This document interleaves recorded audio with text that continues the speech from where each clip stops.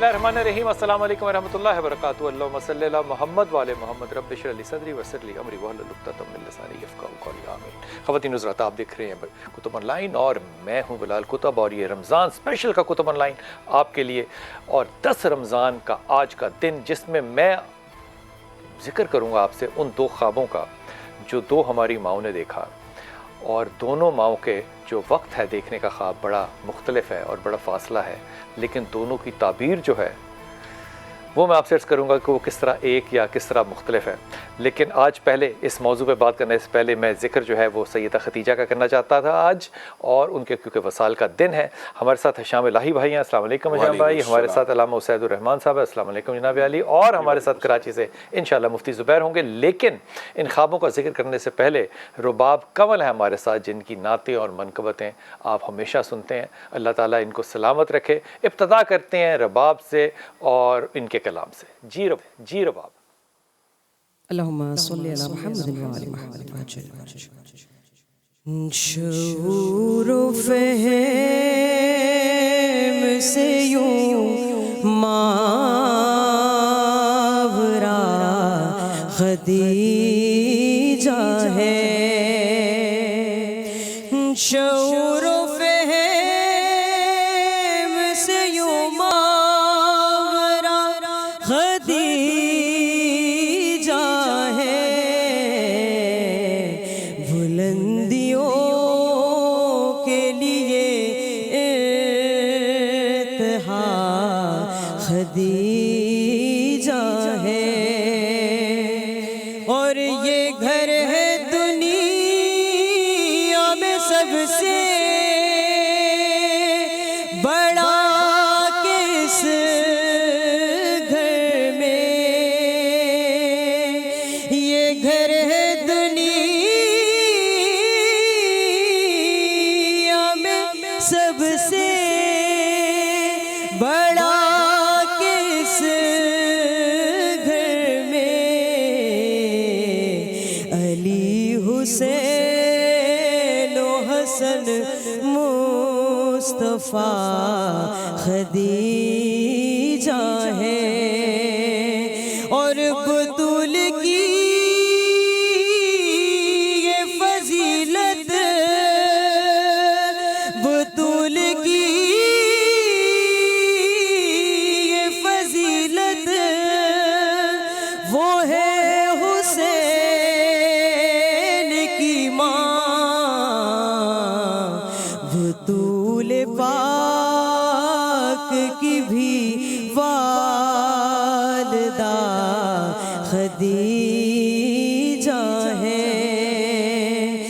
वो आसिया के सारा के वो हवा मरियम सभी की राह बरो पेशवा खदीजा है। और है ला इलाहा के पीछे हमारे प्यारे नबी। है ला इलाहा के पीछे हमारे प्यारे नबी। मेरे नबी का मगर हौसला खदीजा है। और है उनके कदमों में जन्नत रबाब कंवर की। है उनके कदमों में जन्नत रबाब कंवर की। के मोमिनीन की माँ सैयदा खदीजा है। के मोमिनीन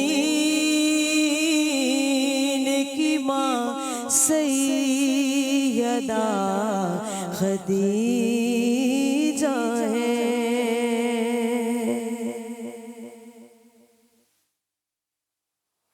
बिस्मिल्लाहिर्रहमानिर्रहीम। क्या खूबसूरत कलाम और क्या खूबसूरत इस मौके के ऊपर आपने कलाम की ये सिलेक्शन की है। अल्लाह ताला रबाब आपको सलामत रखे, ज़िंदा रखे और आप इसी तरह लोगों के दिल जो है वो जीतते रहें। सैयदा आयशा रज़ी अल्लाह ने ख्वाब देखा और ख्वाब में उन्होंने 2 चाँद जो हैं वो अपनी झोली में आते हुए देखे और वो इसकी ताबीर पूछने के लिए अपने वालिद के पास गईं। तो देखिए, बहरहाल वालिद तो वालिद ही होता है, लेकिन अम्मा आयशा का जो मकाम है वो उम्मत की माँ का है, इसलिए वो एक अदब का रिश्ता भी बाप के साथ साथ जो है वो भी अपनी जगह मौजूद है। तो हज़रत अबू बकर सिद्दीक़ ने कहा कि आप बताइए। तो हज़रत अम्मा आयशा ने कहा कि मुझे लगता है कि इस ख्वाब की ताबीर यह है कि औलाद नरीना अता फरमाएगा। इस पर हज़रत अबू बकर सिद्दीक़ जो है वो खामोश रहे और जब रसूल पाक सल्लल्लाहु अलैहि वसल्लम का विसाल हुआ और उनको उनके हुजरे में मदफन किया गया तो हज़रत अबू बकर ने आके कहा अपनी बेटी से, अब अंदाज़ देखिए क्या नफीस अंदाज़ हज़रत अबू बकर का, कहा बेटी अब तो दूसरे चांद का इंतज़ार कर। एक चांद तो आपकी गोद में आ गया समझे, अब दूसरे का इंतज़ार कर। अम्मी आयशा के घर के अंदर रसूलुल्लाह सल्लल्लाहु अलैहि वसल्लम जो है वो मदफन है। और अब इस रवायत को ज़रा पीछे ले जाइए। सैयदा खदीजा ने रसूल पाक सल्लल्लाहु अलैहि वसल्लम से निकाह से पहले ख्वाब में देखा कि चाँद जो है वो आसमान से टूटा है और वो टूट के गिरा है और इनके आंगन में आया है। तो आप हज़रत वर्का बिन नौफल के पास गई और उनसे पूछा तो उन्होंने कहा कि देखिए ये क्या गुमान, लोगों का क्या गुमान होता है, अगर इंसान का अकीदा ठीक हो तो अल्लाह ताला फहम भी कैसा खूबसूरत देता कहता है। आपने कहा कि तुम्हारे जो निकाह है, हालांकि कोई उम्मीद नहीं थी उस वक्त तक और अभी तक कोई वास्ता कारोबार में भी रसूलुल्लाह सल्लल्लाहु अलैहि वसल्लम 14वीं के चांद थे ज़ाहिर, इस पे तो कोई दो राय नहीं। लेकिन ये जो आपने बात की है ना कि अम्मी खदीजा का इंतखाब के ताबीर भी किससे पूछनी है, यही अमल उन्होंने रसूलुल्लाह सल्लल्लाहु अलैहि वसल्लम की वही के बाद भी रसूलुल्लाह सल्लल्लाहु अलैहि वसल्म को लेके हज़रत वर्का बिन नौफल की अब वहाँ पे दुआ की देखिए कैसी थी, क्या कहते हैं। हाँ, अगर मैं उस वक्त होता तो मैं आपका साथ देता। बिलाल भाई, और ये जिक्र कर रहे हैं किस चीज़ का, जबकि लोग आपको निकालेंगे आपके अपने शहर से। रसूलुल्लाह सल्लल्लाहु अलैहि वसल्लम को उन्होंने कहा एक वक्त ऐसा आने वाला है कि जब आप ही के कुंबे और कबीले के लोग आपको निकाल देंगे। तो रसूलुल्लाह ने कहा मेरे ही कुंबे के कबीले के लोग, कहा हाँ, जिसके ऊपर भी आज तक ये फरिश्ता आया है उसके साथ यही सलूक किया जाता है और मैं अगर जिंदा हूँगा मैं आपकी मदद करूँगा। बिलाल भाई, सबसे पहली बात ये तो वही की इब्तिदा रूफ है, उसकी तरफ भी आएंगे, लेकिन अम्मी खदीजा की जो एक बहुत बड़ी फजीलत है ना, बहुत बड़ी फजीलत जिसको हम समझते हैं कि कमाल है। माँ खदीजा एक दिन सालन का एक बर्तन उठाए हुए आ रही थी तो जिब्रील अमीन आसमान से आए, रसूलुल्लाह के पास आके बैठ गए और कहने लगे वो आ रही हैं खदीजा, उनको अल्लाह का, जिब्रील अमीन का और आपका सलाम पहुंचाइए, यानी तीनों की तरफ से सलाम। और माँ खदीजा को सिर्फ ये नहीं कहा कि सलाम पहुंचाइए, और साथ में एक जन्नत में मोतियों के ऐसे महल की बुशारत दीजिए जिसमें ना शोर होगा ना गोगा होगा, अमन होगा और अमान होगा। इसकी क्या वजह है? मुहद्दिसीन ने बयान किया माँ खदीजा ने रसूलुल्लाह सल्लल्लाहु अलैहि वसल्लम के आंगन में कभी भी शोर गोगा नहीं किया। रसूलुल्लाह सल्लल्लाहु अलैहि वसल्लम जब भी आए हैं उनका सहारा बनी है, उनको पुरसा दिया है, तो अल्लाह ताला उनको पुरसा भेज रहा है आसमान की बुलंदियों से। और अम्मी खदीजा की फिकाहत का आप अंदाजा करें, आपने क्या खूबसूरत नुक्ता निकाला। और फकाहत जो वो रसूल के लिए करती थी अल्लाह वही उनको जन्नत में। और फकाहत का अंदाजा करें, जब उन्होंने जवाब दिया ना तो अल्लाह को सलाम का जवाब नहीं दिया, कहा वो तो सलाम ही है, आपके ऊपर और जिब्रील अमीन के ऊपर सलाम हो। और माँ खदीजा का एक लक़ब जो ताहिर है उसके हवाले से बिलाल भाई ये देखे, ये एक बड़ी सोचने की बात है कि कुरैश मक्का और कुफार मक्का ज़माना जाहिलियत में भी ऐसे लोग थे जो बुत परस्त नहीं थे। बिल्कुल। माँ खदीजा और हज़रत अबू बकर उन दो लोगों में शामिल है जिन्होंने ज़माना जाहिलियत में भी कभी अल्लाह के अलावा किसी की इबादत नहीं की। एक और का भी जिक्र करूंगा अभी थोड़ी देर में मैं आपके साथ। क्या बात है। ज़ुबैर भाई आप साथ हैं। ज़ुबैर भाई बहुत शुक्रिया, अस्सलाम वालेकुम। वालेकुम सलाम व रहमतुल्लाहि व बरकातहू। ज़ुबैर भाई जिक्र हो रहा है अम्मा खदीजा का और वो खातून जिसको कि अल्लाह ताला ने और जिब्राईल अलैहिस्सलाम ने सलाम भेजा, और जब ये पढ़ते हैं तो यकीन कीजिए रोंगटे खड़े हो जाते हैं। आपसे दरख्वास्त होगी कि थोड़ा सा इस बात को वाज़े फरमाइए कि आपकी कारोबारी ज़िंदगी आपके वालिद के इंतकाल के बाद वो फ़हम आपका कि आपने चंद माह में सिलेक्ट कर लिया कि नबी पाक सल्लल्लाहु अलैहि वसल्लम को आपने अपने कारोबार में शराकत कैसे करवानी है, कैसे भेजना है, और वो 3 माह के में तकरीबन 3 माह 25 दिन का शायद वक्फा है जिसमें कि आपने फिर प्रपोजल भी किया। एक कारोबारी फ़हम सैयदा खदीजा का और एक जो दुनियावी फ़हम है जिसमें कि کہ آپ رسول پاک صلی اللہ علیہ وسلم کو مثال کے طور پہ کہتی ہیں کہ اللہ آپ کو ضائع نہیں کر سکتا.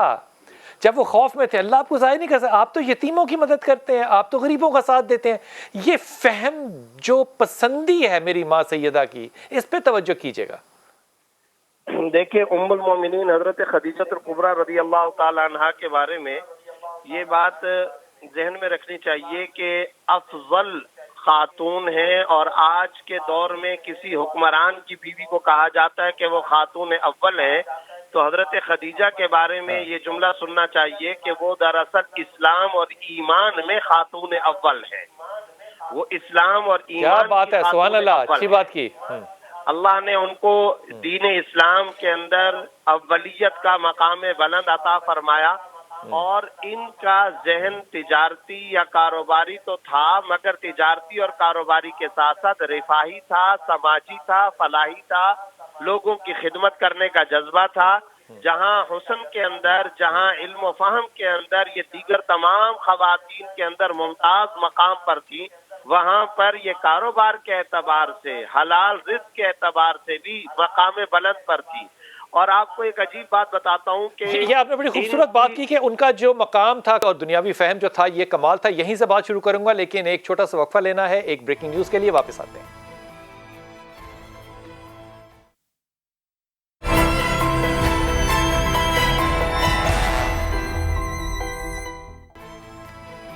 بسم اللہ الرحمن الرحیم. یہ جو کاپی کرنے والے لوگ ہوتے ہیں, جو کانٹینٹ کاپی لکھنے والے لوگ ہوتے ہیں, یہ بھی بڑے سمجھدار لوگ ہوتے ہیں. مثال کے طور پہ یہاں پہ لکھا ہوا ہے ہیش ٹیگ, آپ کو پتہ ہے نا جو سوشل میڈیا پہ جاتے ہیں, ہیش ٹیگ جو بھی چاہیے. بڑا خوبصورت لائن ہے یہ چاہیے نے اور سما نے مل کے یہ ایک گفٹ ہیمپر, جس کی کم از کم قیمت جو ہے وہ 15 سے 20 ہزار روپے ہے, یہ ان لوگوں کو دینا ہے جو میرے اس سوال کا جواب آج ہمارے ٹیلی فون نمبر جو چل رہے ہیں, فیس بک پہ, ٹویٹر پہ, جس پہ بھی چاہیں ہمیں ریچ کر کے دے سکتے ہیں. اور اگر لوگ صحیح جواب زیادہ ہوئے تو پھر اس میں قرآن دازی کریں گے. جناب اس ہستی کا نام بتائیے جنہوں نے حضرت بلال حبشی کو غلامی سے آزاد کروایا.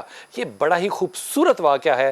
اس ہستی کا نام بتائیے جنہوں نے حضرت بلال حبشی کو غلامی سے آزاد کروایا. اگر اس کے درمیان میں آپ گوگل کرتے ہوئے وہ واقعہ بھی سارا پیچھے پڑھ لیں گے تو آپ کو اور لطف آئے گا. اس سوال کا جواب اس پروگرام کے آخر میں صحیح جواب کا جو اناؤنسمنٹ ہے وہ انشاءاللہ کروں گا. حضور اقدس بڑے دل کی اتھر گہرائیوں سے یہ سوال پوچھ رہا ہوں آپ سے. دیکھیے, سیدہ خدیجہ نے پیغام بھیجا نبی پاک صلی اللہ علیہ وسلم کو. نبی پاک صلی اللہ علیہ وسلم نے اپنے چچا سے مشورہ کیا, قبول کیا اور نکاح ہوا. ایسا ہی ہے. اب یہ جو نکاح کی سنت ہے, باقاعدہ سنت نکاح کی جو ہے, یہ تو ہم رسول پاک صلی اللہ علیہ وسلم سے یا اماں خدیجہ سے لے سکتے ہیں. تو ہمارے ہاں لڑکا پرپوز کیوں کر رہا ہوتا ہے, جبکہ اگر سنت دیکھی جائے تو خاتون کی طرف سے استغاثہ آنا چاہیے.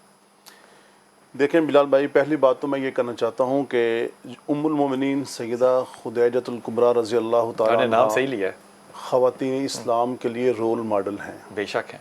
ان کی عبادات دیکھ لیں, ان کے اخلاقیات کو دیکھ لیں, ان کے معاملات کو دیکھ لیں, فہم کو دیکھ لیں, ان کے فہم کو دیکھ لیں, شعور کو دیکھ لیں, تفکر کو دیکھ لیں, تدبر کو دیکھ لیں, ان کی تجارت کو دیکھ لیں, اور یہ جو آپ اور اس ماحول میں دیکھ لیں. جی, اور اس ماحول میں دیکھ اس لیں. ماحول میں اور ان کا جو نکاح کا پیغام جو بھجوانا ہے, اصل میں ان کو 2-3 جگہ سے پہلے پیغام آ چکا تھا, لیکن ان کی جو خواہش پہلے تو تھی, لیکن جب وہ میسرہ نے آ کے بتایا نا کہ حضور صلی اللہ علیہ وسلم ایسے تاجر ہیں, صادق ہیں, امین ہیں, اور وہ جو ساری چیزیں بتائیں نا کہ تو حضور صلی اللہ علیہ وسلم, اور پھر منافع زیادہ لیا انہی کرداروں کی وجہ سے. تو اسوہ حسنہ کو دیکھ کر 2 روایتیں اس میں ہیں. ایک تو یہ ہیں کہ خود انہوں نے اپنی بہن کو کہا, اور دوسری روایت میں ایک اور بھی نام آتا ہے طبقات ابن سعد میں. یہ دونوں روایتیں ہیں. بات یہ ہے کہ حضور صلی اللہ علیہ وسلم کے ساتھ جب ان کا عقد ہوا نا, تو اس نکاح کے اوپر انہوں نے خوشی کا اظہار یوں کیا, اپنے سارے غلاموں کو آزاد کر دیا, اور اپنی ساری جو دولت تھی وہ حضور صلی اللہ علیہ وسلم کے قدموں کے اوپر جا کے نچھاور کر دی. کیا بات ہے, خدا کی قسم, کیا روایت ڈالی ہے ماں نے. تو دیکھیں نا وہ رول ماڈل جو میں کہہ رہا ہوں نا, خواتین اسلام کے لیے رول ماڈل ہے. آپ چھوٹی سی یہ میں ایک واقعہ بھی سناتا ہوں. حضور صلی اللہ علیہ وسلم کے پاس پلڑا بہت بھاری ہے. دیکھیں پلڑا بہت بھاری ہے. دیکھیں حضور صلی اللہ علیہ وسلم سے امی عائشہ صدیقہ نے کہا, یا رسول اللہ ابھی بھی آپ کو یاد ہیں؟ تو حضور صلی اللہ علیہ وسلم نے وہ دور یاد کروایا. ابھی تو آتا ہوں تو نذرانے آتے ہیں, بکریاں, بیڑیں اور سارا اونٹ آتے ہیں, اور خدیجہ اس دور میں میرے ساتھ تھی جب میں گھر سے نکلتا دین اسلام کی تبلیغ کرتا، مشرکین و کفار پتھر برساتے تھے لوگ، یعنی مصائب کی انتہا تھی۔ اس دور میں خدیجہ میرے ساتھ تھی، وہ وفادار تھی، میں وفادار، میں اسے کیسے بھول سکتا کیسے ہوں؟ بھول سکتا ہوں؟ اور یہ نہ بھولنے کی جو وجہ ہے نا، اس میں غور کیجئے کہ اما عائشہ بھی اس بات کو کئی دفعہ راوی کرتی ہیں کہ جب ان کی بہن یا ان کی کوئی جاننے والی یا کوئی سہیلی آ جاتی، یہ ان کو بھی ہدیہ بھجواتے تھے، ان کو بھی کھانا بھجواتے تھے، اور ان کو دیکھ کے آپ خوشی کا اظہار کرتے تھے۔ یہ محبت کرنا بھی سنت ہے نا۔ اس میں بلال بھائی ایک بات میں اور ایڈ کر دیتا ہوں، حضور صلی اللہ علیہ وسلم کے گھر جس دن بھی شوربہ بنتا تھا آپ کہتے ہیں پانی بڑھاؤ اور خدیجہ کی سہیلیوں کے گھروں میں سامنے بھجواؤ۔ اور ایک روایت میں یوں بھی آتا ہے کہ حضور صلی اللہ علیہ وسلم کے پاس مدینہ طیبہ میں ایک عورت آئیں، کافی دیر گفت و شنید ہوتی رہی، تو حضرت عائشہ کہتی میں حیران ہو گئی یہ کون عورت ہے، اتنی لمبی تفصیلی ملاقات۔ تو حضور صلی اللہ علیہ وسلم نے فرمایا کہ جب ہم مکہ مکرمہ میں تھے تو یہ ہمارے گھر آیا کرتی تھی، یہ خدیجہ کی سہیلی ہیں۔ تو حضور صلی اللہ علیہ وسلم نے اپنی بیوی کی جو سہیلی ہے اس کا بھی احترام یہ بتایا۔ تو میں اس لیے کہہ رہا ہوں رول ماڈل ہے۔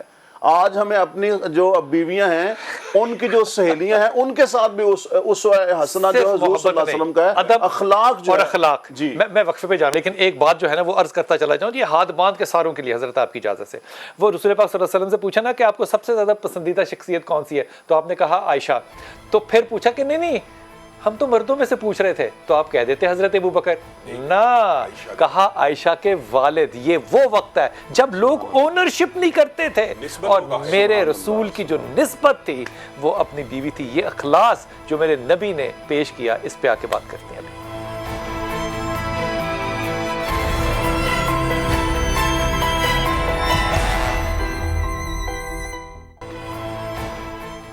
ہیش ٹیگ جو بھی چاہیے، اور سما نے مل کے یہ پیکج بنایا، اور اس سوال کے جواب میں آپ کو پیکج ارسال کیا جائے گا انشاءاللہ تعالیٰ۔ سوال یہ ہے کہ حضرت بلال حبشی کو غلامی سے کس نے آزاد کرایا؟ اس میں ایک لفظ اگر ایڈ کر دوں تو آپ کو پتہ چل جائے گا، لیکن آپ نے اس کا جواب دینا ہے۔ ہماری ٹیلی فون لائنز پہ، فیس بک پہ، ٹویٹر پہ، جس پہ بھی چاہیں قرآن اندازی کریں گے اور صحیح نام آپ تک پہنچائیں گے۔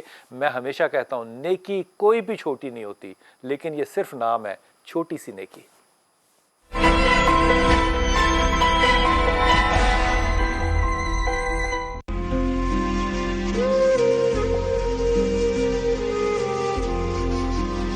السلام علیکم، چھوٹی سی نیکی کے ساتھ میں ہوں فرائے کراش۔ رمضان اتنا بابرکت مہینہ ہے، ویسے ہی لوگ بہت کچھ کر رہے ہوتے ہیں، تو ہم نے سوچا کہ کیوں نہ آپ کو ایسی جگہیں، ایسے لوگ دکھائیں جو نیکی کا کام کر رہے ہیں، اپنی دنیا کے ساتھ ساتھ اپنی آخرت بھی سنوار رہے ہیں۔ تو اس وقت ہم موجود ہیں فاؤنٹین ہاؤس میں، یہاں پر بہت سی خواتین میرے ساتھ موجود ہیں، کلرز کیے جا رہے ہیں، مختلف ڈرائنگز بنا کر، تو ان سے میں بات کرتی ہوں، جانتی ہوں یہ کب سے یہاں ہیں اور ابھی یہ کیا بنا رہی ہیں۔ السلام علیکم جی۔ وعلیکم السلام۔ کیسی ہیں آپ؟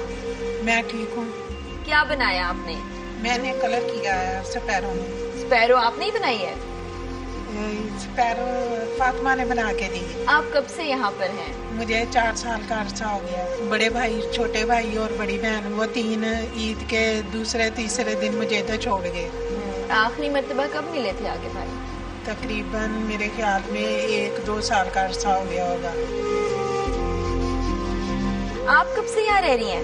میں تو یہاں 15 سال سے رہ رہی ہوں۔ 15 سال سے آپ یہاں پر ہیں، تو لے کے کون آیا تھا؟ مجھے میری فیملی چھوڑ گئی تھی یہاں پہ، میرے پیرنٹس چھوڑ کے گئے تھے یہاں پہ، تو میں 1 سال کے بعد ڈسچارج ہو گئی تھی، لیکن مجھے لینے کوئی نہیں آتا۔ اچھا، 15 سال ہو گئے، کوئی اس دوران کوئی نہیں لینے آیا۔ ڈاکٹر عمران صاحب ہیں جو اس ادارے کو چلا رہے ہیں۔ ڈاکٹر صاحب، ابھی میں خواتین سے بات کری تھی، کچھ کو میں نے بہت سال پہلے یہیں دیکھا، لیکن ان کو یاد بھی نہیں کہ کب سے یہاں ہیں، کتنے عرصے سے آپ لوگ ان کی خدمت کر رہے ہیں؟ چند ایسے اداروں کا نام میں لوں کہ پاکستان اس پہ پراؤڈ فیل کر سکتا ہے، تو فاؤنٹین ہاؤس جہاں آپ کھڑی ہیں اس پہ پراؤڈ فیل کر سکتے ہیں۔ 330 فاؤنٹین ہاؤس ہیں پوری دنیا میں، لیکن پاکستان کا جو فاؤنٹین ہاؤس ہے بالکل انٹائرلی ڈفرینٹ فاؤنٹین ہاؤس ہے۔ اس کی وجہ یہ لوگوں کی مدد سے چلنے والا ادارہ ہے کہ جتنی تیزی سے سائیکیٹری کی النس پوری دنیا میں پھیلتی جا رہی ہے، تو یہ تو پوری دنیا میں امپیکٹ اس کا ہے، اور اس وقت دنیا میں ہر 4تھا آدمی جو ہے اس کو سائیکیٹری کی بیماری ہے۔ لیکن پرابلم یہ ہے کہ نفسیاتی بیماریاں بہت تیزی سے پھیلتی ہیں، اور فاؤنٹین ہاؤس جیسے ادارے جو ہے نا ان کی سپورٹ کی اور ضرورت ہے۔ بالکل ایسا ہی ہے، اس جانب توجہ دینی چاہیے، لوگوں کا خیال رکھنا چاہیے۔ ڈاکٹر صاحب آپ کا بہت شکریہ، اللہ تعالیٰ آپ کو جزائے خیر دے۔ آئندہ پھر چھوٹی سی نیکی میں آپ سے ملاقات ہوگی، تب تک کے لیے اللہ حافظ۔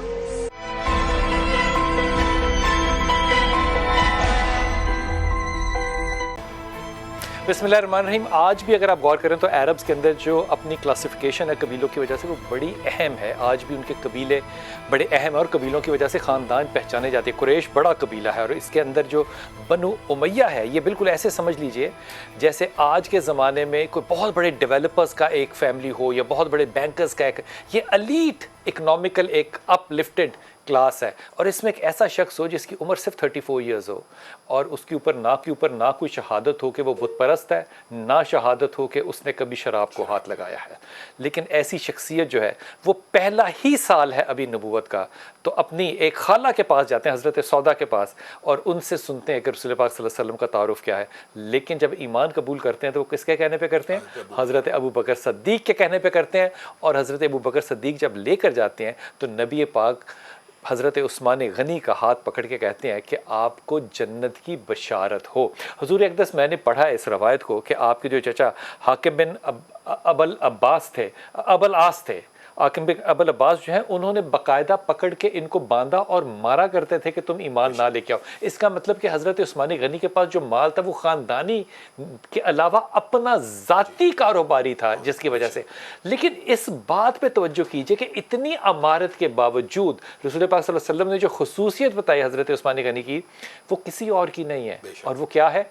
हया। सबसे ज़्यादा हया वाला। क्यों? बिलाल भाई, बुनियादी तौर पे रसूलुल्लाह सल्लल्लाहु अलैहि वसल्लम ने कहा मेरी उम्मत में सबसे ज़्यादा हया वाला उस्मान है। और हज़रत उस्मान ने खुद कहा था कि मैंने ज़माना जाहिलियत में शराब नहीं पी और किसी औरत के साथ ताल्लुक ज़माना जाहिलियत में कायम नहीं किया। और जो आपने बैत की बात की ना, रसूलुल्लाह ने हाथ पकड़ा तो मेरे ज़हन में कुरान की वो आयत आ गई कि ये वो हाथ है कि जिसके ऊपर जब आपको पता है बैत रिजवान सारे सहाबा को जन्नती होने का इजाज़ मिला तो इनकी अफवाह फैली थी कि ये शहीद हो गए हैं, तो सारे सहाबा ने रसूलुल्लाह के हाथ पे बैत की। जहाँ तक बिलाल भाई हया का ताल्लुक है ना, एक बड़ा ज़बरदस्त वाक़या साहसिता में मौजूद है और हदीस की मुस्तनद किताबों में बहुत ज़्यादा है, लेकिन एक वाक़े की तरफ इशारा करता हूँ। अम्मी आयशा बयान करती हैं कि मैं अपने घर में बैठी हुई हूँ, अबू बकर आए, रसूलुल्लाह लेटे हुए हैं, आराम से लेटे रहे, अब उमर आए, लेटे रहे, गपशप होती रही। जैसे ही पता लगा उस्मान आ रहे हैं, रसूलुल्लाह सल्लल्लाहु अलैहि वसल्लम एकदम सीधे हो गए और तहमत भी सीधी की, कपड़ों को भी सीधा किया। तो अम्मी आयशा ने कहा ये तकल्लुफ मैंने अबू बकर और उमर के लिए नहीं देखा, तो उस्मान के लिए क्यों है? तो रसूलुल्लाह सल्लल्लाहु अलैहि वसल्लम ने कहा आयशा, जिस बंदे से रब हया करता है मैं मोहम्मद उसकी हया ना करूं। और फिर बिलाल भाई अबू मूसा अशरी की जो हदीस है उसके अंदर हज़रत अबू मूसा अशरी कहते हैं कि एक बंदा आया, रसूलुल्लाह ने कहा जाओ दरवाज़ा खटकेगा, जो आएगा उसको जन्नत की बुशारत देना। हज़रत अबू बकर आए, फिर उमर आए, और तीसरी मरतबा का जो आएगा अब उसको भी जन्नत की बुशारत देना, लेकिन साथ एक आजमाइश की बुशारत भी देना। और एक बात मैं आपको हैरानकुन बताऊं, मुहद्दिसीन ने हज़रत उस्मान के हवाले से बिलाल भाई, हज़रत अबू बकर भी जन्नती की बुशारत है, उमर की भी, अली की भी, अशरा मुबशरा की भी, लेकिन सबसे ज़्यादा क्वांटिटी में जिनको जन्नत की बुशारत मिली है ना वो हज़रत उस्मान है। किस तरह? ओहद के ऊपर खड़े हैं और कह रहे हैं अल्लाह के रसूल, इसके ऊपर एक नबी, एक सिद्दीक और 2 शहीद खड़े हैं। और फिर हज़रत उस्मान के बारे में बिलाल भाई जो बड़ा मारूफ वाक़या है जो हमारे ईमान को तक़वियत पहुंचाता है वो क्या है? किसी शायद सहाबी को और को भी मिली होगी, लेकिन ये अल्फाज देखे, नबी करीम ने कहा आज इस्लाम को पैसों की ज़रूरत है, कौन है जो 100 ऊँट देगा? उस्मान खड़े हुए कहा देता हूँ। रसूलुल्लाह ने कहा मैं तुझे जन्नत की बिशारत देता हूँ, बैठ जा। फिर कहा कौन है जो 100 देगा? 7 मरतबा ऐलान किया, 7 मरतबा हज़रत उस्मान खड़े हुए। फिर ऐलान किया, हज़रत उस्मान दिनार की थैली लेके आए और रसूलुल्लाह सल्लल्लाहु अलैहि वसल्लम उन दिनारों से ना खेलने लगे और एक जुमला कहा, मा ज़र्रा बिना फ़ाना मा अमिला बादल यौम, ऐ उस्मान अल्लाह की कसम आज के बाद तू कोई भी अमल ना करे, तू जन्नतुल फिरदौस में दाखिल हो जाएगा। और सहाबा को मुखातिब होकर कहा फितने के दौर में अमीन का साथ देना, इनका एक लक़ब अमीन है। सहाबा ने पूछा अमीन कौन? कहा वो जा रहा है। तो सहाबा ने बाकायदा जाके हज़रत उस्मान को पकड़ा और उनका मुंह रसूलुल्लाह की तरफ किया, ये है वो। तो रसूलुल्लाह ने कहा हाँ तुम सही पहुंचे, यही है वो। शहादत हज़रत उस्मान जो है ये बहुत बड़ा एक दब्बा है हमारी तारीख के ऊपर। मेरा ख्याल है कि ये जो शहादत हज़रत उस्मान है ये उनके लिए तो बाइस शर्फ उनके लिए तो था, लेकिन हकीकत में उम्मत मुस्लिमा के लिए अगर आप कहें तो दब्बा है। लेकिन एक बात यहाँ पे और क्लियर करने की जरूरत है बिलाल भाई, बहुत मिसकंसेप्शन पाई जाती है कि हज़रत उस्मान की कत्ल में, एक बात याद रखना, शहादत में एक भी सहाबी शामिल नहीं है। ये लोगों ने अभी खाम मशहूर किया हुआ कि उनकी शहादत में किसी एक भी सहाबी। इस बात की तरफ आइएगा ज़रा कि बैत रिज़वान जो है ये जिस जगह हो रही है वहाँ सारे लोग जो हैं वो उम्रे के लिए जा रहे हैं, जानवर उनके साथ है। उमर बिन मसूद जो हैं वो काबा से आते हैं, قریش کی طرف سے آتے ہیں کہ نگوشیٹ کریں، اور آپ کی طرف ہماری طرف سے حضرت عثمان غنی جاتے ہیں کیونکہ ان کے وہ سارے جاننے والے ہیں. لیکن یہاں پہ جو اہم بات ہے نا حضرت مولانا صاحب، وہ یہ کہ رسول پاک صلی اللہ علیہ وسلم نے ساروں سے بیعت لی، اپنے ہی ایک ہاتھ پہ دوسرا ہاتھ رکھ کے کہا کہ یہ عثمان کا ہاتھ ہے، اور عثمان کی بیعت لی. اب یہ جو بیعت لینا، یعنی کہ اپنے ایک ہاتھ کو حضرت عثمان غنی کا ہاتھ کہنا اور نبی پاک کا کہنا، یہ اس کردار کو کتنا معظم بنا دیتا ہے. دیکھیں اگر دو جگہ پہ دیکھ لیا جائے نا، ایک تو ان الذین یبایعونک انما یبایعون اللہ ید اللہ فوق ایدیہم، ایک تو یہ قرآن پاک کی آیت، اور دوسرے جو ہے وہ جو لقد رضی اللہ عن المؤمنین اذ یبایعونک تحت الشجرہ، حضرت عثمان جو ہیں اگر وہ ذو النورین ہیں، وہ ذو البشارتین ہیں، ذو الہجرتین ہیں، ذو البیعتین ہیں، اللہ نے ان کو ایسے ایسے، یعنی دیکھیں حضور صلی اللہ علیہ وسلم جب غزوہ بدر ہوتی ہے اور سیدہ رقیہ رضی اللہ عنہ کا انتقال ہو جاتا ہے، تو حضور صلی اللہ علیہ وسلم ام کلثوم دیتے ہیں اور فرماتے ہیں اگر 40 بیٹیاں بھی ہوتی تو وہ عثمان کے عقد میں آتی، اور ایک روایت میں آتا ہے اگر 100 بیٹی بھی ہوتی تو وہ عثمان کے عقد میں آتی. عثمان غنی جہاں پہ باحیا تھے، وہاں پہ قرآن کے قاری تھے. یہ جو حدیث مبارکہ آتی ہے نا کہ تم میں سب سے بہتر وہ ہے جو قرآن پڑھے اور پڑھائے، یہ بھی سیدنا عثمان سے ہے. اور سیدنا عثمان فرماتے ہیں کوئی دن ایسا نہیں گزرتا جب میں قرآن کو دیکھوں نا، جب میں قرآن کو پڑھوں نا. سیدنا عثمان غنی قاری قرآن بھی ہیں، راوی قرآن بھی ہیں، ناشر قرآن بھی ہیں. بہت ساری جو جملہ صفات کی جمع کرنے والے، جی ایک امت کو ایک رات پہ جمع کرنے والے بھی ہیں. اچھا یہ اس موضوع پہ بھی کبھی بات نہیں ہم کرتے ہیں. جی تو حضرت عثمان کی جو خصوصیات ہیں وہ کوئی کم نہیں ہیں. دیکھیں مدینہ طیبہ میں جب ان کی شہادت قریب ہے جو انہوں نے خطبہ دیا تو دو باتیں جو عرض کی تھیں کہ مجھے یہ بتاؤ کیا مدینہ کے اندر پینے کے لیے کوئی پانی تھا؟ تو بیر روما جو تھا یہ خرید کے کس نے دیا؟ اچھا حضور صلی اللہ علیہ وسلم کی طرف سے خریدا گیا، پھر پورا خریدا گیا، پورا خریدا گیا، اور حضور صلی اللہ علیہ وسلم کی طرف سے جنت کی بشارت سنائی گئی. اور دوسرا جب مسجد نبوی میں جگہ تنگ پڑ گئی تو جگہ خرید کر دینے والے کون تھے؟ کہا آج میں تم سے پانی کے مشکیزہ نہیں مانگتا، مسجد میں جانا نہیں. یہ یاد رکھو باغیوں بلوائیوں، حضور صلی اللہ علیہ وسلم کی طرف سے جو مجھے حکم تھا میں وہ جو قمیص نہیں اتاروں گا. اور سیدنا عثمان غنی رضی اللہ تعالیٰ عنہ وہ جو ہیں، وہ جو اکثر ایک روایت ہے نا کہ حضور صلی اللہ علیہ وسلم نے فرمایا جب حضور مدینہ میں تشریف لائے نا تو حضور نے 4 باتیں بتائیں. فرمایا سلام میں پہل کرو، افشو السلام، اطعموا الطعام، کھانا لوگوں کو کھلاؤ، وصل الارحام، صلہ رحمی کرو، اور راتوں کو اٹھ کر اللہ کی اس وقت بندگی اور عبادت کرو جب لوگ سو رہے ہوں. یہ چاروں جملہ صفات سیدنا عثمان غنی میں تم پائی جاتی ہیں. سبحان اللہ. یہ جب ہم ذکر کرتے ہیں ہستیوں کا تو میں ایمانداری سے بات کر رہا ہوں کہ ہم ان کا حق ادا نہیں کر پاتے. مثال کے طور پہ کہ ہم جب بھی بات کرتے ہیں اس موضوع پہ تو ہم حضرت عثمان غنی کا یہ تذکرہ کرتے ہوئے پتہ نہیں بھول جاتے ہیں کہ آپ نے پہلی ہجرت 5ویں سال میں کی اور وہ حبشہ کی اور راستے میں سمندر آتا ہے، پھر دوسری ہجرت کی 7ویں سال میں، پھر تیسری ہجرت کی جو مدینہ شریف میں کی، 2 حبشہ میں 1 مدینہ شریف میں. مفتی زبیر آپ میرے ساتھ ہیں. حضور اقدس اتنی محنت کرنے والے صحابی ہیں یہ، اور اتنی شہادتیں ہیں آپ کے اوپر رسول پاک صلی اللہ علیہ وسلم کی کہ آپ باحیا ہیں. ہم آج اپنے کیا بیان میں حضرت عثمان غنی کی غنی کے علاوہ جو خوبیاں ہیں ان کا بیان کر پاتے ہیں؟ دیکھیں یہ ایک بڑا مسئلہ ہے. حضرت عثمان غنی رضی اللہ تعالیٰ عنہ کے جو فضائل اور مناقب ہیں ان کا احاطہ ہم نہیں کرتے. اور میں تو یہ سمجھتا ہوں، میں ایک مرتبہ دمشق گیا تھا شام میں، وہاں حضرت عثمان غنی رضی اللہ تعالیٰ عنہ کے حوالے سے مجھے وہاں کے ایک عالم کی بات بڑی اچھی لگی. وہ باقاعدہ حضرت عثمان غنی کی سیرت پہ مسجد کے اندر کورس پڑھا رہے تھے اور 4تھا مہینہ چل رہا تھا. حضرت عثمان غنی کے فضائل اور مناقب کو وہ بیان کر رہے تھے. اس ٹرینڈ کو یہاں پر بھی چلانے کی ضرورت ہے. خلفائے راشدین بالخصوص حضرت علی، حضرت عمر، حضرت ابوبکر، حضرت عثمان، ان حضرات کی سیرت کو کورسز کی شکل کے اندر کالجوں یونیورسٹیوں کے اندر میڈیا پر بیان کرنا چاہیے. دیکھیں انسان کے پاس 3 چیزیں ہوتی ہیں: جان، مال، وقت. مال کی صورتحال کیا ہے؟ لشکر تیار ہے، آپ صلی اللہ علیہ وسلم فرما رہے ہیں ان کے پاس جہاد کے لیے پیسے نہیں. کون ہے جو اپنے مال مقبول کو خدا کی راہ میں خرچ کرے گا؟ اس لشکر جہاد کو حضرت عثمان نے تیار کر دیا. ایک مرتبہ فرمایا مسجد کو کون وسعت دے گا اور جنت میں ضمانت دیتا ہوں. حضرت عثمان غنی نے اپنا مال پیش کر دیا، مسجد کو وسعت دے دی. ایک مرتبہ فرمایا کون ہے جو بیر روما کو خرید کر مسلمانوں کے لیے وقف کرے گا، مسافروں کے لیے وقف کرے گا. بیر روما کو خرید کر حضرت عثمان غنی نے تمام لوگوں کے لیے وقف کر دیا. یہ ہو گیا مال کا خرچہ. جہاں تک ان کا وقت ہے وہ خود خلیفہ راشد ہے، ان کی ساری زندگی خرچ ہو گئی. جہاں تک آخری چیز رہ جاتی ہے جان، قرآن کی تلاوت کرتے ہوئے وہ بھی اللہ کی راہ کے اندر انہوں نے خرچ کر دی. تو کسی نے بڑی اچھی بات کہی، کسی کی شہادت کی گواہی کربلا کا میدان دے گا، کسی کی شہادت کی گواہی مسجد نبوی کا منبر و محراب دے گا، مگر یہ شہادت بھی کتنی عظیم ہے جس کی شہادت کی گواہی خود روز قیامت اللہ کا قرآن دے گا. قرآن کے صفحات پر ان کا خون سبحان گر اللہ. رہا ہے. واہ واہ واہ واہ واہ. اپنی زبیر بھائی جان آپ بھی نے بڑا دے دی. خوبصورت جملہ کہا اور بڑا خوبصورت حصہ ڈالا. یہ وہ ہستی ہے، پہلی جو ہجرت آپ نے فرمائی اس وقت صرف 12 تھے جو کہ آپ کے ساتھ حبشہ گئے. دوسری دفعہ جب ہجرت فرمائی، کیونکہ یہ خبر مل جاتی تھی کہ شاید سارا جو پیچھے مکہ چھوڑ کے آئے وہ مسلمان ہو گیا، وہ صرف 102 لوگ تھے. اور تیسری ہجرت جب فرمائی تو وہ 1400 لوگ تھے. لیکن خوبصورت بات وجہ مجھے کیا یاد آ رہی ہے، آپ نے جو روایت سنائی نا، اس پہ جب حضرت عثمان غنی جو ہے وہ لینے گئے نا اونٹ، تو پھر ان کی تسلی نہیں ہوتی تھی. وہ کہتے تھے اچھا یہ اونٹ ہے نا تو بھائی گھوڑے ہیں اتنے، یہ بھی بیچ میں ڈال لوں، پھر یہ بھی ڈال لوں بیچ میں.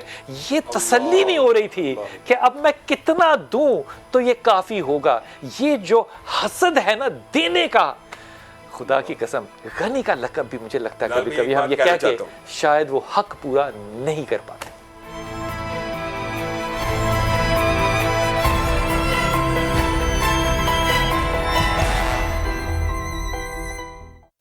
خیر البشر ہے تو ہے خیر الانام، خیر البشر ہے تجھ پہ لاکھوں سلام. خیر البشر ہے تو ہے خیر الانام، خیر البشر ہے تجھ پہ لاکھوں سلام. تیرے دربار میں، تیرے دربار میں ہم مانگتے ہیں یہ دعا. یا رسول اللہ، یا حبیب اللہ، یا رسول اللہ، یا حبیب اللہ. تو بادشاہ ہے ہم تیری مدحت کے پھول چنتے ہیں. صلی علی قرآن بھی تیری ہی مدحت کرتے ہیں. انسان کیا جن و ملک، انسان کیا جن و ملک تیرے ٹکڑوں پر پلتے ہیں. تیرے دربار میں، تیرے دربار میں ہم مانگتے ہیں یہ دعا. یا رسول اللہ، یا حبیب اللہ. دنیا تیری، کعبہ تیرا، قرآن تیرا، طیبہ تیرا. پتھر بھی تیرے ہاتھ پر پڑھنے لگے کلمہ تیرا. اوصاف تیرے دیکھ کر، اوصاف تیرے دیکھ کر کہنے لگا بندہ تیرا. تیرے دربار میں، تیرے دربار میں ہم مانگتے ہیں یہ دعا. یا رسول اللہ، یا حبیب اللہ. سب کچھ عطا ہے آپ کی، کیا بوزری کیا قمبری. تو مسکرا کر دیکھ لے بن جائے گی قسمت میری. کچھ بھی نہیں مانگو، کچھ بھی نہیں مانگو اگر مل جائے تیری نوکری. تیرے دربار میں، تیرے دربار میں ہم مانگتے ہیں یہ دعا. یا رسول اللہ، یا حبیب اللہ، یا رسول اللہ، یا حبیب اللہ، یا رسول اللہ، یا حبیب اللہ.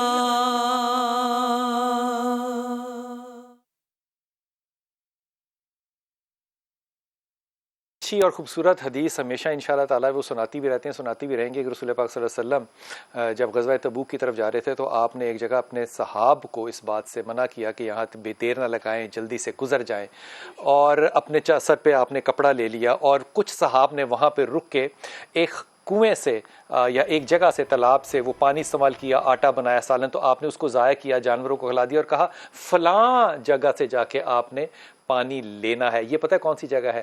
جب جو عمرہ کرنے والے یا سعودی عرب جانے والے خوش نصیب لوگ ہوتے ہیں، تبوک اور حجاز کے درمیان میں ہجر یا اس کے سائیڈ یہ وہاں پہ جگہ، اس کی بہت بڑی نشانی، آپ اگر گوگل پہ بھی جائیں تو آپ کو پتہ کیا نشانی ہے کہ پہاڑوں کے اندر کھود کے گھر بنائے گئے ہیں، اس کو کہتے ہیں۔ یہ بڑا ہی عجیب معاملہ ہے بلال بھائی جو آپ نے حدیث بیان کی ہے نا، رسول اللہ صلی اللہ علیہ وسلم نے کہا باقی کنووں سے پانی نہ لینا، اور جس کنویں کا کہا نا کہ وہاں سے لینا ہے وہ تھا جہاں سے حضرت صالح کی اونٹنی پانی پیا۔ اور حضرت صالح کون تھے؟ اب دیکھیے حضرت آدم علیہ السلام آئے، اس کے بعد حضرت نوح علیہ السلام آئے، حضرت نوح کے ایک بیٹے کنعان جو تھے انہوں نے بات نہیں مانی، اللہ نے ان کو تباہ کیا۔ سالم جو بیٹے تھے ان کی اولاد جو ہے وہ حضرت سام کی اولاد میں سے حضرت صالح علیہ السلام۔ یہ جو وقفہ ہے تقریباً یہ 1200 سال کے قریب یا 1500 سال کے قریب بنتا ہے، احتیاط کے ساتھ یہ کہہ رہا ہوں۔ اس زمانے میں عمریں کیونکہ لوگوں کی لمبی ہوتی تھی تو وہ اپنے کچے جب گھر بناتے تھے تو وہ گھر گر جاتے تھے، تو اس لیے ان کو وہ پہاڑوں کے اندر اپنے گھر بناتے تھے۔ یہاں پہ حضرت صالح علیہ السلام کو بھیجا کیونکہ یہ وہ قوم ہے جس کو ہم کہتے ہیں سمود، لیکن اس سے پہلے کی جو قوم تھی وہاں سے اگر شروع کریں تو یہ لوگ اتنی زیادہ بت پرستی کرتے تھے کہ حضرت صالح علیہ السلام نے آ کے ان سے جب کہا تو اب غور کیجئے مزاج ویسا ہی ہے آج بھی لوگوں کا جو کہ ان قوموں کا تھا جن پہ اللہ نے کس طرح عذاب ڈالا۔ وہ کہتے تھے اچھا نہیں کرتے تو کیا کر لو گے، عذاب لے آؤ گے، اچھا کوئی ایسی بات دکھاؤ جو ہمیں سمجھ میں آئے، معجزات شرط کیا ہوئی؟ ایک ٹیم کے ساتھ بیٹھ کے وہاں پہ شرط یہ ہوئی کہ جناب اس طرح کی ایک اونٹنی ہو، اتنا اس کا قد ہو، اس طرح کا اس کا رنگ ہو، حاملہ ہو، بچہ ہے وہ، اور اس پہاڑ میں سے نکل کے آئے۔ حضرت صالح کہتے ہیں اچھا یہ سب کچھ کر لوں گا، ایمان لے آؤ گے؟ یہ کر کے دکھایا، پہاڑ شک ہوا، اونٹنی اس میں سے باہر آئی، بچہ اس کے پاس آیا، اس کے باوجود چند لوگ جو تھے وہ ایمان لے کر آئے۔ اب یہ جو صورتحال بنی کیونکہ اونٹنی بہت بڑی تھی، اس کا دودھ سارا قبیلہ پیتا تھا، وہ جو چشمہ تھا یا وہ جو کنواں تھا جہاں سے وہ پانی پیتے تھے، شرط یہ ہوئی تھی کہ ایک دن لوگ پیئیں گے پانی اور ایک دن اونٹنی پیے گی، اکیلی اونٹنی پیے گی، وہ اتنی بڑی اونٹنی تھی۔ اس پہ عمرہ نے، وہ امیر لوگ جو ہوتے ہیں آپ کو پتا ہے وہ فیصلہ کر لیتے ہیں، پھر وہ نیچے تک آتا ہے تو پھر وہ بس جو سیاست ہوتی انہوں نے کہا جناب دیکھیں جی ہمارے پہ تو ایک دن پانی نہیں ملتا، حالانکہ وہ پانی اکٹھا کر لیتے تھے۔ پھر ہائرنگ ہوئی ٹارگٹ شوٹرز کی، کیا ٹارگٹ شوٹر کہنا ٹھیک ہے؟ بالکل ٹارگٹ کلنگ ہوئی اور اس کو تیر مارا گیا، پھر اس کو اور اس میں خواتین بھی شامل تھی۔ خواتین نے باقاعدہ بڑکایا تھا، جب وہ تھوڑا روک کے اس کی چیخ کی آواز سن کے اونٹنی کی خواتین نے بڑکایا۔ بلال بھائی بنیادی طور پہ جو آپ نے یہ پورا لب الباب بیان کیا نا، یقین ماننے یہی مزاج صرف تبدیل کرنے کی ضرورت ہے۔ مجھے بتائیں اس امت محمدیہ کی ایک بہت بڑی فضیلت یہ نہیں ہے الذین یؤمنون بالغیب؟ کیا امت محمدیہ کے پاس قرآن موجود ہے، مانتے ہیں معجزہ، لیکن حصی معجزہ کیا ہم میں سے کوئی مسلمان مانگتا ہے؟ جب تک بابا کر کے نہ دکھائے وہ تو اس کو چھوڑے نہیں۔ حصی معجزہ دیکھیں، ان انبیاء سے حصی معجزے مانگے گئے ہیں، حضرت موسیٰ سے، عیسیٰ سے، صالح سے۔ اب انہوں نے کنڈیشن شرط یہ لگائی تھی کہ یہ اگر ہو گیا تو ایمان لے آئیں گے، پھر نہیں لے کر آئے، لے کے پھر نہیں آئے۔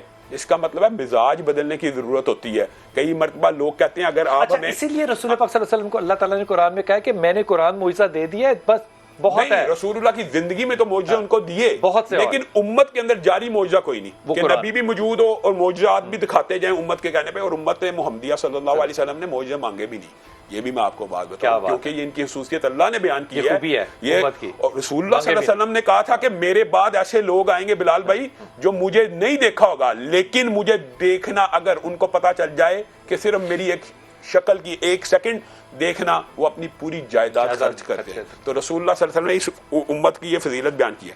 بنیادی طور پہ بلال بھائی یہ جو مزاج ہے نا، یہ بدلنے کی ضرورت ہے ابھی تک نہیں کہ کئی دفعہ ہم کہتے ہیں، لوگ ہمیں نہیں کہتے آج 5,000 سال میں مزاج نہیں بدلا، لوگ کہتے ہیں نا یہ حدیث دکھا دیں، یہ قرآن کی آیت دکھا دیں، مان جائیں گے، ثابت کر دیں، مان جائیں گے، جب دکھا دی جاتی ہے نہیں مانتے۔ نہیں، یہ بنیادی بات ہے، یہ اس کا فلسفہ۔ انہوں نے عذاب مانگا، انہوں نے کہا اچھا دے دیں عذاب۔ کتنا تکبر ہے، پہلے چہرے ان کے زرد ہوئے، پھر سرخ ہوئے، پھر سیاہ ہوئے، اگلا دن آخری دن اتوار کا تھا، اس دن چیخ کی آواز آئی، ساری قوم جو ہے اللہ نے تباہ و برباد کر دی. یہ واقعات جو ہیں یہ نبی پاک صلی اللہ علیہ وسلم کے وسیلے سے ہم تک پہنچے, یہ اللہ نے قرآن میں بیان کر دیے, نبی پاک کے وسیلے سے ہم تک پہنچ گئے. بے شک ہم نے سبق سیکھا ہے کہ یہ تکبر نہیں کرنا, یہ دیکھ کے ایمان لے آنا ہے, اپنی عقل اور شعور کو پھر دبا دینا ہے, پھر چیلنج نہیں کرنا کہ اچھا لیا جو کرنا ہے. ہم ہی یہ جملہ کیا کہتے تھے امت والے حضرت صالح کو, ہم ہی میں سے تو نکلے ہو, تم کون سے کوئی بڑے بادشاہ ہو جو کہ تم کہہ رہے ہو. آج بھی یہ تکبر ہمیں ایز اے امت موجود نہیں. دیکھیں بلال بھائی, اس میں دو باتیں ہیں. پہلی بات تو یہ ہے کہ حضرت صالح علیہ السلام نے ان سے یہ کہا کہ اللہ کی بندگی اور عبادت کرو, اپنا عقیدہ ٹھیک کرو, غیر اللہ کی پوجا نہ کرو, شرک سے منع. ہر نبی نے کہا, ہر نبی کی یہ دعوت تھی. ایک تو یہ انہیں کہا. دوسرا, ان کے اندر مال دولت کی وجہ سے عمریں طویل تھیں اور جسامت میں بڑی وہ طاقتور لوگ تھے. ضد کی وجہ سے, ہٹ درمی کی وجہ سے, اکڑ مزاجی کی وجہ سے, تکبر غرور کی وجہ سے, عدم برداشت کی وجہ سے وہ لوگ تباہ ہو گئے.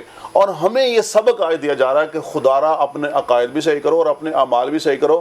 اپنے عمل کے اندر, اپنے رویوں کے اندر خدا را اعتدال لے آؤ, خدا کے واسطے, خدا کے واسطے.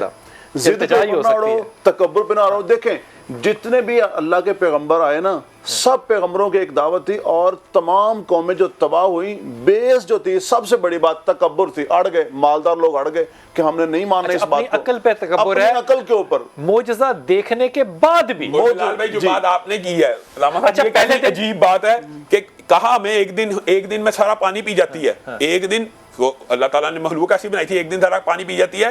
اس بات پہ اعتراض تھا, لیکن جو دودھ دیتی تھی اس کے بدلے میں اچھا ایک بات اللہ تعالیٰ نعمت بھی تو دے رہا ہے. بلال بھائی, جیسے ہمیں جیسے یہ واقعات بیان کیے جا رہے ہیں قصص انبیاء کرام کے, ظاہری بات ہے ان کے سامنے بھی تو نوح علیہ السلام کی بات ہوئی ہوگی نا, نبیوں کے قصے بیان کیے گئے ہوں گے, ان کو بتایا گیا ہوگا کہ یار ان باتوں کی وجہ سے یہ وہ اعمال رذیلہ قومیں تباہ ہوئی ہیں, بچ جاؤ بچ جاؤ. اس میں بڑی خوبصورت بات ہے حافظ صاحب نے کی کہ ہم نعمت خداوند کو کسی کاؤنٹنگ میں نہیں لا رہے.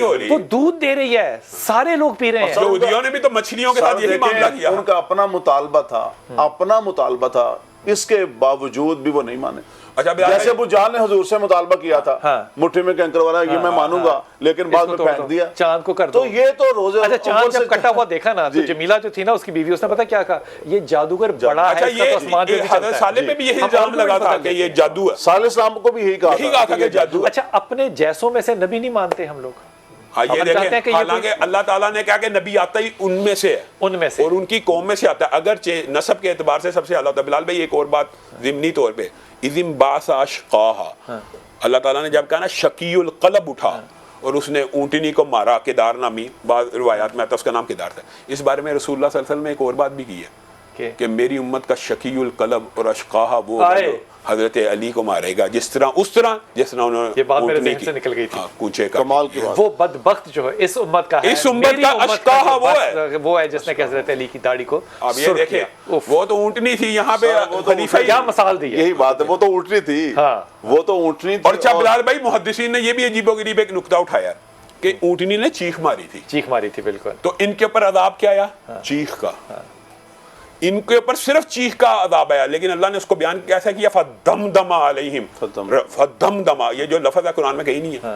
ایسا ہی سخت آواز تھی, ایسی سخت آواز تھی. لال بھائی اس کی آواز سن کے ان کے جسم برابر ہو گئے. عذاب جو ہے یہ تبوک تک, حرم تک نہیں گیا, یہ بھی اللہ کا معجزہ ہے, یہ بھی اللہ کا معجزہ ہے. اور کو کبھی عراق جانے کا اتفاق ہو تو وادی سلام ضرور جائیں جو کہ نجف کے پاس ہے. لیکن بلال بھائی ایک بات, ان کو صرف دیکھنا چاہیے, یہاں پہ رکنا نہیں چاہیے. یہ رسول اللہ صلی اللہ علیہ وسلم کی حدیث آپ نے خود ہی بیان کی کہ یہاں سے تیزی سے گزرو, اس کو بجائے صرف دیدہ عبرت کے لیے تیزی سے گزرو, جہاں پہ بھی عذاب ہو اور برائی ہو وہاں سے تیزی سے گزرو, تیزی سے گزرو, تیزی سے گزرو.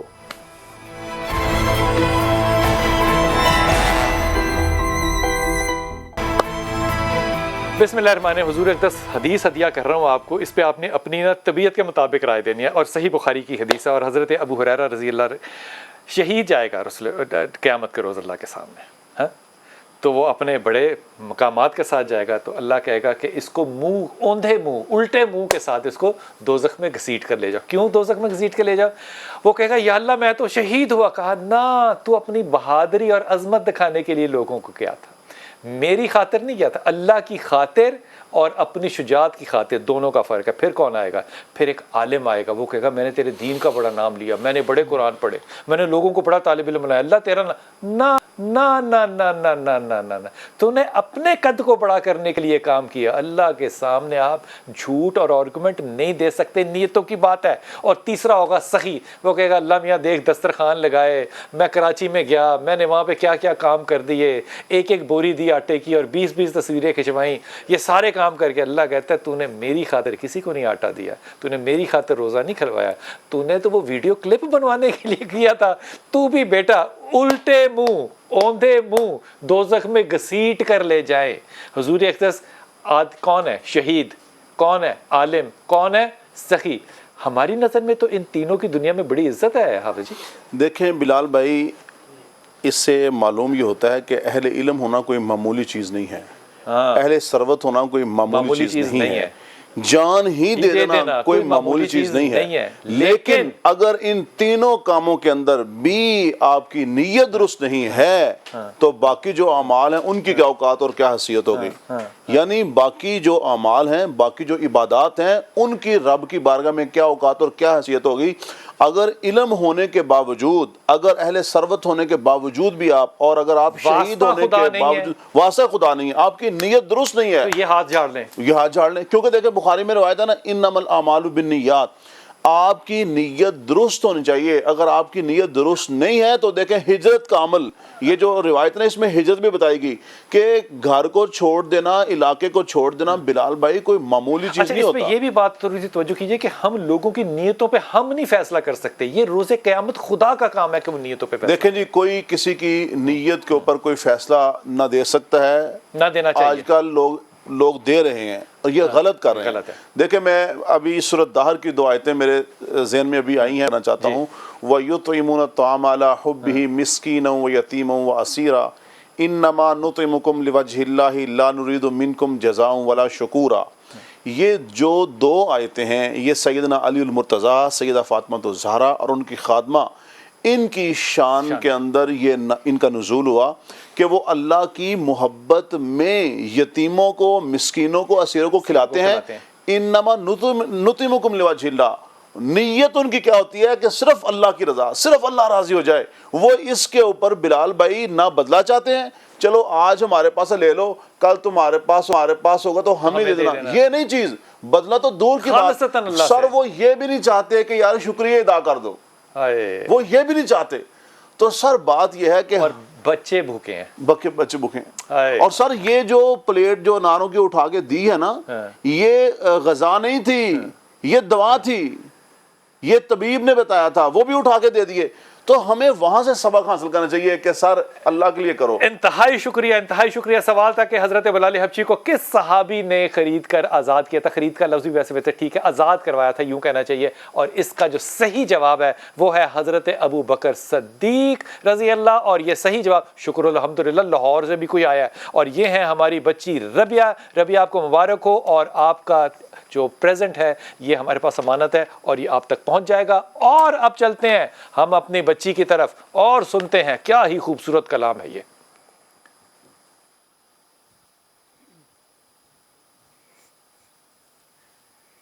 میں تو پنجتر کا نام ہوں، میں تو پنجتر کا غلام ہوں.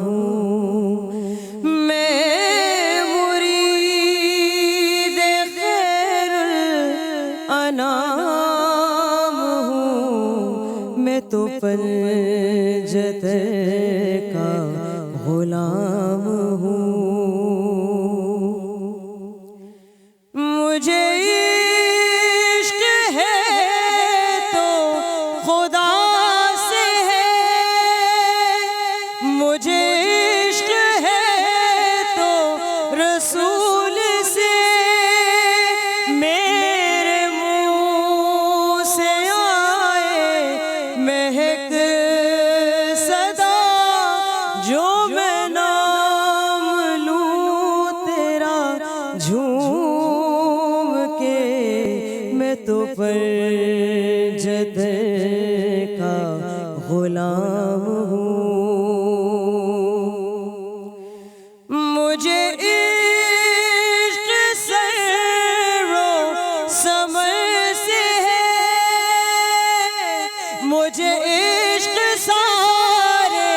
چمن سے ہے مجھے عشق ان کی گلی سے ہے مجھے عشق ان کے وطن سے ہے مجھے عشق ہے تو علی سے ہے مجھے عشق ہے تو حسن سے ہے مجھے عشق ہے تو حسین سے میں تو پرجتے